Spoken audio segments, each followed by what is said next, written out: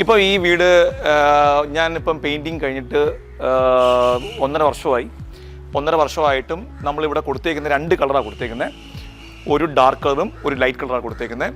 ഇപ്പോഴും നിങ്ങൾക്ക് കാണാം, ഒരു കാരണവശാലും ഇതിനകത്ത് പായലോ ഫെയ്ഡിങ്ങോ ഇങ്ങനെയൊന്നും സംഭവിച്ചിട്ടില്ല.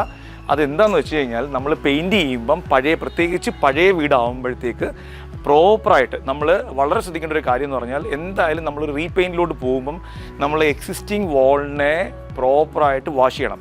സാധാരണ രീതിയിൽ നമ്മളെപ്പോഴും ഇതുപോലത്തെ പ്രഷർ വാഷ് വെച്ചിട്ടാണ് നമ്മൾ ഇത് വാഷ് ചെയ്യുന്നത്. പക്ഷെ അതുകൊണ്ട് മാത്രം നമ്മുടെ കാര്യം തീരത്തില്ല. പ്രഷർ വാഷ് ചെയ്യുന്നത് കൂടാതെ തന്നെ എവിടെയെല്ലാം പായലുണ്ടോ അവിടെ നമ്മൾ ആസിഡ് വെച്ച് തന്നെ സ്ക്രബ് ചെയ്ത് ഒരു വട്ടം സ്ക്രബ് ചെയ്യണം. സ്ക്രബ് ചെയ്തിട്ട് പ്രോപ്പറായിട്ട് വാഷ് ചെയ്തിട്ട് പ്രൈമർ അപ്ലൈ ചെയ്യുന്നതിന് മുന്നേ തന്നെ നമുക്ക് ഇതിനകത്തുള്ള എന്തൊക്കെ ക്രാക്സ് ഉണ്ടോ, എവിടെല്ലാം ക്രാക്ക് ഉണ്ടോ ആ ക്രാക്കെല്ലാം പ്രോപ്പറായിട്ട് ഫില്ല് ചെയ്ത് പിന്നെ അതിൻ്റെ മുകളിൽ വേണം നമുക്ക് പ്രൈമർ അപ്ലൈ ചെയ്യാനായിട്ട്.